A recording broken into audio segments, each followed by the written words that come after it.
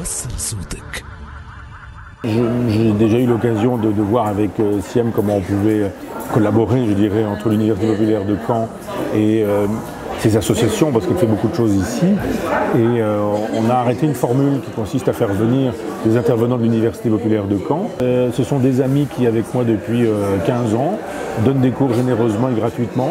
Donc on distribue du savoir dans une première heure. Dans la deuxième heure, on commente le savoir distribué avec des gens à qui on ne demande rien, c'est-à-dire ni de l'argent, ni une inscription, ni un niveau, ni une adresse, ni rien du tout.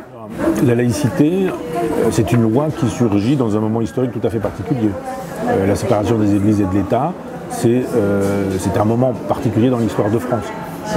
On sait bien que cette loi elle est faite contre les chrétiens. Elle n'est pas faite contre les musulmans, il n'y a pratiquement pas de musulmans en France. Et le problème avec les juifs a été réglé avec Napoléon. Donc, Napoléon. Et donc, on voit bien que cette laïcité, elle doit bouger dans la mesure où aujourd'hui, ça n'est plus du tout la même chose. La menace, elle ne vient pas du christianisme. Aujourd'hui, le christianisme est une religion finissante. Et qu'effectivement, il y a des degrés dans l'islam.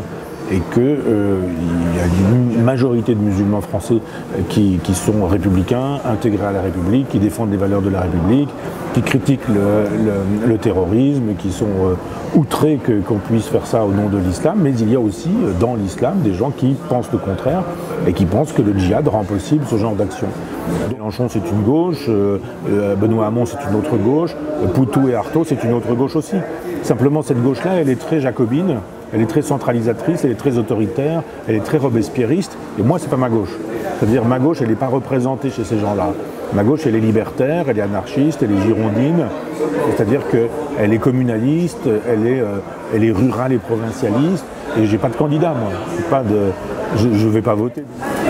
C'est une jolie formule printemps arabe, mais est-ce qu'il y a vraiment eu un printemps? Est-ce que le printemps est resté le printemps? Si vraiment on veut filer la métaphore, après le printemps c'est l'automne, et après l'automne c'est l'hiver. Êtes-vous sûr d'être encore au printemps? Je ne suis pas certain.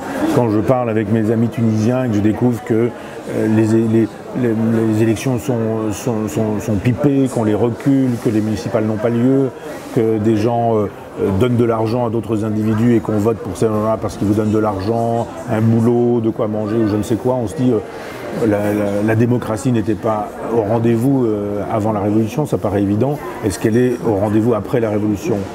Formellement oui, je vous le redis, vous pouvez dire des choses ici en disant bah, regardez, avant j'aurais pas pu, maintenant je le peux, mais est-ce que la vie des gens a changé? Est-ce que la vie des gens simples, des gens modestes, des gens pauvres a changé? Est-ce qu'il y a moins de chômage? Est-ce qu'il y a moins de misère? Est-ce qu'il y a moins de délinquance? Est-ce qu'il y a moins de pauvreté? Pas bien sûr. Donc moi je suis très circonspect sur l'usage du mot révolution, sur l'usage du mot printemps, sauf si on se souvient que le printemps c'est pas un état définitif. Donc vous êtes plus victime que coupable. Vous subissez tout ça beaucoup plus que vous ne l'avez choisi. Si vous avez 2 ou 3 gamins ou jeunes hommes qui commettent des actes terroristes en Europe, c'est pas la Tunisie, ce ne sont pas les Tunisiens, ce sont des Tunisiens, d'accord, mais et alors, ça n'engage pas votre pays, ça n'engage pas votre peuple, ça n'engage pas ce que vous êtes non plus, ça engage simplement le monde à repenser cette chose-là. Il faudrait qu'on puisse avoir enfin, nous en France, une politique arabe digne de ce nom. Qu'on puisse dire, on va arrêter de bombarder le fameux État islamique en disant qu'à chaque fois qu'il y a je dis toujours un gamin, mais je veux dire, quelqu'un qui prend un camion qui fonce sur des gens, on dit on va augmenter les frappes sur Mossoul ou je ne sais quoi. Quel rapport? Quel rapport? Le jour où on supprimera l'État islamique, on supprimerait ou on supprimera, tous les gamins qui sont partis faire le djihad vont rentrer en Europe et ils vont continuer à faire le djihad sur le territoire européen, sur le territoire français. Donc on ne résoudra pas le problème comme ça. Ces gamins